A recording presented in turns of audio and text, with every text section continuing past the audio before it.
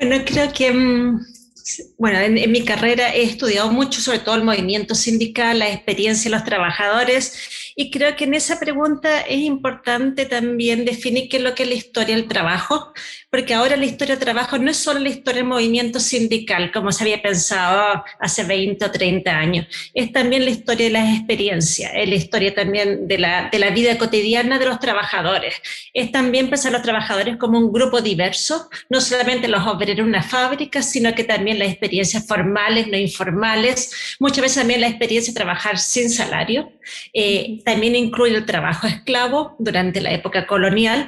Entonces es un tema amplio, es un tema sobre qué significa ser trabajador, cuáles son las diversas experiencias en los lugares de trabajo, cuáles son también las experiencias del tiempo libre, porque también cuando hablamos de trabajo, no solamente cuando uno está trabajando, también es estudiar qué se hace en las otras horas, cuando las personas están fuera del trabajo, qué consumen, cómo viven. Entonces, es un tema muy amplio que nos permite entender a un gran segmento de la población, la gente que vive de un salario, sobre todo en la época moderna.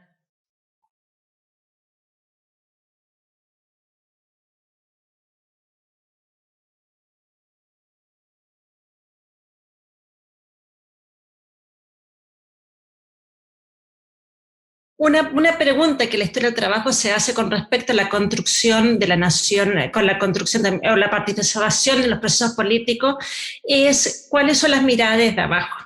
Y eso significa muchas veces dar vuelta a la historia y pensar cómo las personas que no tienen poder o que no tienen influencia o que no han sido parte de las grandes portadas de los diarios, cómo también han contribuido a construir la nación.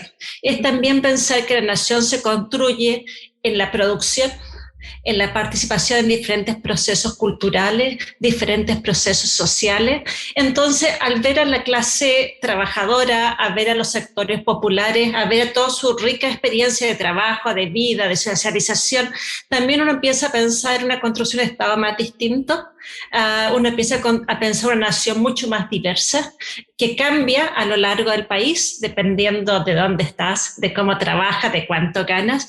Entonces uno empieza a ver la construcción no como un proceso tan hegemónico muchas veces, sino que mucho más diverso y mucho más rico pensando en este tejido social. Y yo creo que eso es uno de los aportes de la historia del trabajo, o esta gran historia social del trabajo, que prefiero llamarla, no solamente esta historia tan específica del trabajo, es pensar la nación como un conjunto de personas distintas, diversas, que contribuyen, ya sea a través de la producción, a través de la creación cultural, de los procesos sociales, las distintas formas de familia.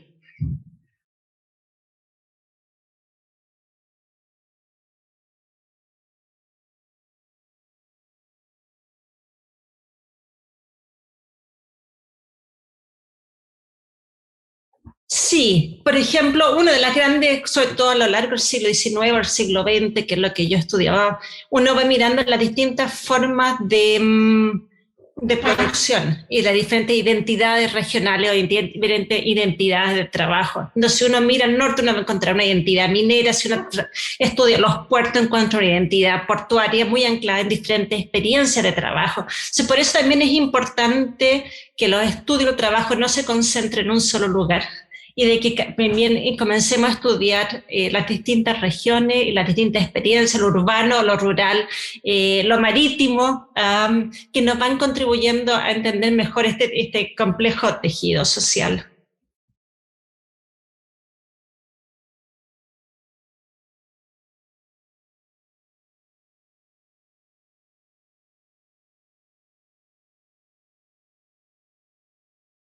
Bueno, hay muchas fuentes y yo creo que a veces pensamos que la historia del trabajo tiene fuentes muy acotadas, pero no, hay miles de fuentes y es una investigación realmente estimulante y rica. Por un lado, uno puede usar las fuentes tradicionales del Estado, sobre todo los archivos. Uno puede estudiar con los archivos del Ministerio del Trabajo, con los archivos del Ministerio de Salud, donde también empiezan a aparecer algunas de las temáticas del trabajo. Ahí es siempre importante leer las fuentes desde la perspectiva de que son producidas por el Estado.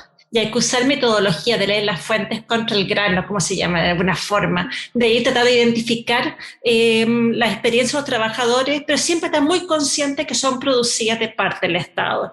También hay fuentes que producen los propios sindicatos, ya sea, por ejemplo, los pliegos peticiones, ya sea los periódicos que publican. O sea, hay una cantidad de fuentes que son producidas por las propias organizaciones obreras, que son también muy ricas y que dan cuenta de sobre todo de las demandas laborales o de los conflictos laborales. También se puede trabajar con fuentes judiciales.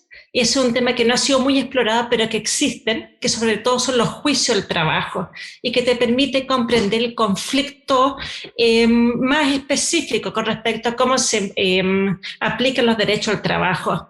También se puede trabajar con memorias y para más entrado al siglo XX y ya al siglo XXI, incluso puede trabajar con fuentes orales, a la gente que le gusta trabajar con fuentes orales.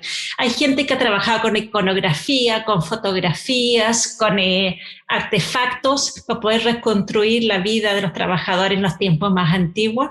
Entonces hay muchas fuentes y por eso que de alguna forma la historia del trabajo se cruza con otras disciplinas, ya sea la historia cultural, la historia de género, la historia social. No es o sea, no es una concentración histórica que sea tan aislada, sino que dialoga con otras perspectivas y sobre todo el trabajo de fuentes.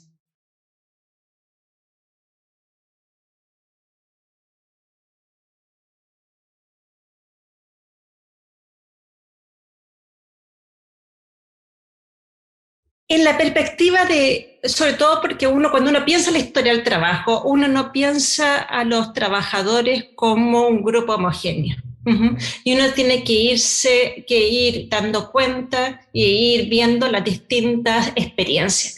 Y en eso va entrando la historia de género, también va entrando, por ejemplo, la gente que estudia el trabajo infantil, las diferencias de edad, en cómo eso afecta también la experiencia de los trabajadores. Entonces, hay muchos cruces por eso con otras historias, porque hay que ir pensando los trabajadores no como una sola forma de trabajo o una sola identidad, sino que también esta complejidad. Y de ahí se van dando los cruces.